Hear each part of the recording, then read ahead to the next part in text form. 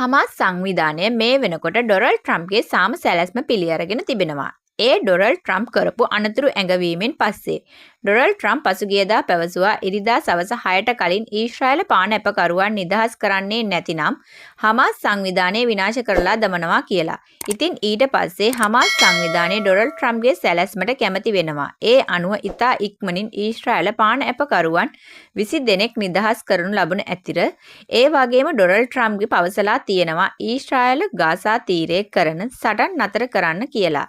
මේ අතර ගාසා තීරයට ආධාර රැගෙන යන නෞකාවන් කිහිපයක්ම ගාසා තීරයට ළඟා වුණත් ඊශ්‍රායලය එම නෞකාවන් නතර කරගෙන එම නෞකාවන් වල සිටි පිරිස හමුදා භාරයට අරගෙන තිබෙනවා.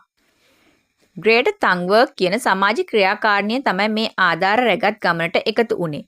කොහොම හරි මේ නෞකාවන් නවත්තන්න යන විට ඊශ්‍රායල හමුදාවට එක නෞකාවකට පහර දෙන්න වෙනවා කියලා ආරංචියක් තියෙනවා.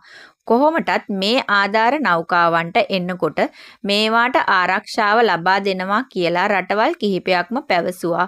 නමුත් ඊශ්‍රායලය විසින් ආධාර රැගෙන එන නෞකාවන්ට පහර දීම සිදු කරලා තියෙනවා. කොහොම හරි ඊශ්‍රායලයේ මෙම ක්‍රියාදාමයට එරෙහිව ලෝකයේ රටවල් රැසක්ම මේකට එරෙහිව විරෝධතා පැවැත්වෙනවා. කොහොම හරි ඊශ්‍රායල නම් මේවා ගණන් ගන්නේ නැහැ. ලෝකයේම විරුද්ධ වුණත් තමාගේ ගමන යනවා කියන එක තමයි ඊශ්‍රායලය පවසන්නේ. කොහොම නමුත් ඔක්කොම නෞකාවන් ගාසා වලට යන්නේක ඊශ්‍රායලට නවත්තන්න බැරි වෙලා තියෙනවා. සමහර නෞකාවන් තාමත් ගාසා තීරයට යමින් සිටින බවත් වාර්තා වෙනවා. මේ අතර වාරයේ බ්‍රිතාන්‍යයේ හිටපු ආරක්ෂක ලේකම් බෙන් වොලස් පසුගියදා යුක්‍රේනයට භයානක උපදෙසක් දෙනවා. ඒ තමයි ක්‍රිමියාව විනාශ කරලා දාන්න කාටවත්ම ජීවත් වෙන්න බැරි විදියට. එහෙම කියලා ඉවර වෙලා බෙන් වොලස් මෙන්න මෙහෙමත් කියනවා. යුක්‍රේනයට දිගුදුර මිසයිල සැපයීම වැනි කාරණා මගින් බටහිර රටවල් මේකට උදව් කරන්න ඕන. කොහොම හරි බෙන් වොලස් පවසන විදිහට ප්‍රබලම තැන තමයි ක්‍රිමියාව. ක්‍රිමියාවේ ඉඳන් ජජ් පාලම ඔස්සේ තමයි යුක්‍රේනයට ආයුධ සැපයීම සිදුවන්නේ. අන්න ඒ පාලම විනාශ වුණොත් තමයි අන්න එතකොට යුක්‍රේනයේ ඉන්න රුසියානු සෙබළුන්ට හමුදා සැපයීම ලබා දෙන්න බැරි වෙනවා. ඒ කියන්නේ අවි ආයුධ නැති වෙනවා. ඊට අමතරව කන්න බොන්නත් නැති වෙනවා. අලුතින් එන හමුදා බටයනුත් නැති වෙනවා. ඉතින් අන්න ඒක තමයි වෙලාව. මේ වෙලාවේදී යුක්‍රේනය කරන්න ඕනේ ලොකු බලයක් දීලා රුසියානු සෙබළුන්ට පහර දෙන එක. සරලවම කියනවා නම් යුක්‍රේනයෙන් රුසියානු හමුදා සෙබළුන්ට යන්න තැනක් නැතිව කොටු වෙනවා. ඉතින් යුක්‍රේනයට රුසියාවට යුද්ධය ජය ගන්නට නම් ක්‍රිමියාවට පහර දෙන්නම සිද්ධ වෙනවා.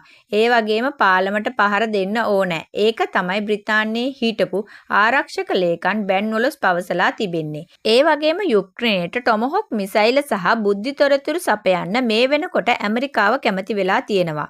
ඒ නිසා යුක්‍රේනය මේ වෙනකොට ප්‍රහාරයක් කරන්න උනත් අවස්ථාව අරගෙන තිබෙනවා. කොහොම නමුත් ඒ වගේ ප්‍රහාරයක් එල්ල වුණොත් රුසියාවත් නිකම් ඉන්න එකක් නැහැ. කොටින්ම කියනවා නම් මේ වගේ වෙලාවකදී රුසියාව න්‍යෂ්ටික බෝම්බ යුක්‍රේනයට දාන්න පුළුවන්. ඒ කියන්නේ ඉතින් තුන්වන ලෝක යුද්ධයක් තමයි. රුසියාවට තර්ජනයක් වන ලෝකයේ ඕනෑම රටක් සතුරෙක් විනාශ කරන්නට සූදානමින් කියලා තමයි රුසියාව පවසන්නේ. කොහොම නමුත් මේ වෙනකොට යුරෝපයේ බොහෝ රටවල උණුසුම් වැඩි වෙමින් පවතිනවා. පසුගිය කාලවල මතුවුණු අභිරහස් ඩ්‍රෝන කැමරා නිසා මේක තව තවත් වැඩි වුණා. යුරෝපීය රටවල් වලට මේ ඩ්‍රෝන යානා අභිරහස විසඳ ගන්න බැරි වුණා. ඔවුන් මේකට සැක කරන්නේ රුසියාව. ඒ වුණාට ඔය ඩ්‍රෝන යානා එවන්නේ රුසියාව නොවේ කියලා පුටින් පවසනවා. පුටින් මේක විහිළුවක් විදියට තමයි සලකලා තියෙන්නේ. කොහොම නමුත් හංගේරියාව මේකට අනතුරු අඟවනවා. හංගේරියාව පවසන්නේ නේටෝව සහ රුසියාව අතර යුද්ධයක් පටන් ගත්තොත් ඒකට නම් Taman සහභාගී වෙන්නේ නැහැ කියලා.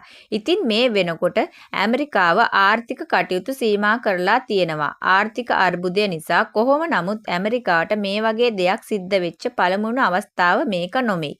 මීට පෙරත් අවස්ථා 15කදී විතර මේ වාගේ ආර්ථිකය වසා දමන්නට සිද්ධ වුණා. එම නිසාම මෙම ගැටලුව ඇමරිකාව ඉක්මනින් නිවැරදි කර ගනීවි කියලා අපේක්ෂා කරන්න පුළුවන්. ඉතින් මේ වෙලාවේදී ඇමරිකාව යොදා ගන්නා උපාය මාර්ග ගැන හොඳින් අධ්‍යයනය කළොත් අපටත් පුළුවන් මේ වෙනකොට ශ්‍රී ලංකාවට සිදුව ඇති ආර්ථික අර්බුදයෙන් ගොඩ එන්න.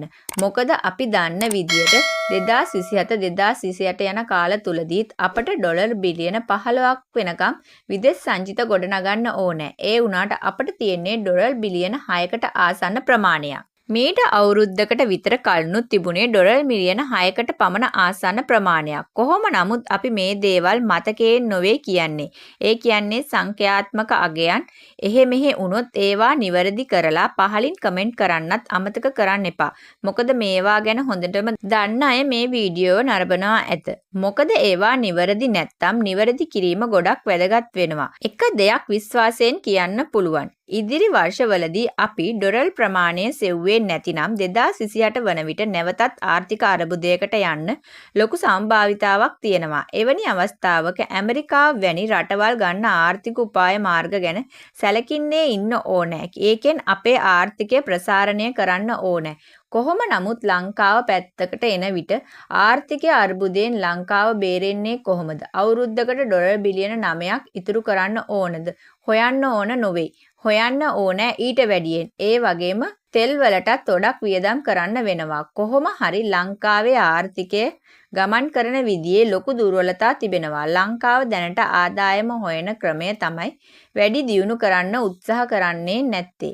උදාහරණයක් විදියට ඇඟලුම් කර්මාන්තය ලංකාවට ලොකු ලාභයක් අරගෙන එන කර්මාන්තයක්. ඒ වුණාට මේ වෙනකොට කෘත්‍රිම බුද්ධිය පැමිණෙමින් තිබෙන නිසාම ඇඟලුම් කර්මාන්තයේ අනාගතය ගැන ස්ථිරවම කියන්න බෑ. මොකද ලංකාවේ ඇඟලුම් කර්මාන්තය දියුණු වෙන්න එක හේතුවක් තමයි සාපේක්ෂව අඩු මුදලකින් ශ්‍රමය ලබා ගන්න පුළුවන් වෙන එක.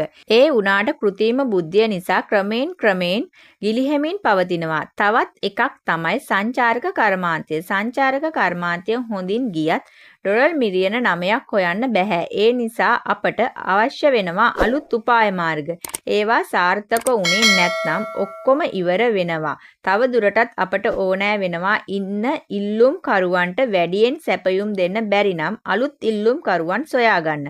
අපට මේ සඳහා ඕනෑ වෙනවා අලුත් මාකට් එකක්.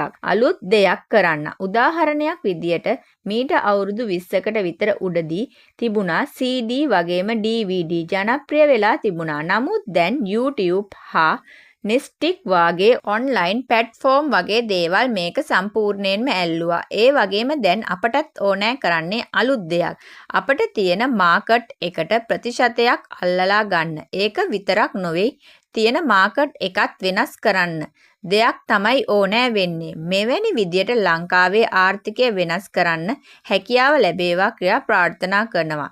එයට මහන්සි වී වැඩ කරන අයත් ඇති වේවා. ඔබට මොකද හිතෙන්නේ මේ වීඩියෝ එක ගැන? අන්න ඒ අදහස පහලින් කමෙන්ට් එකක් දාගෙන යන ගමන් අපගේ channel එක තාමත් subscribe කරේ නැත්නම් subscribe කරන්න යන්නත් අමතක කරන්න එපා.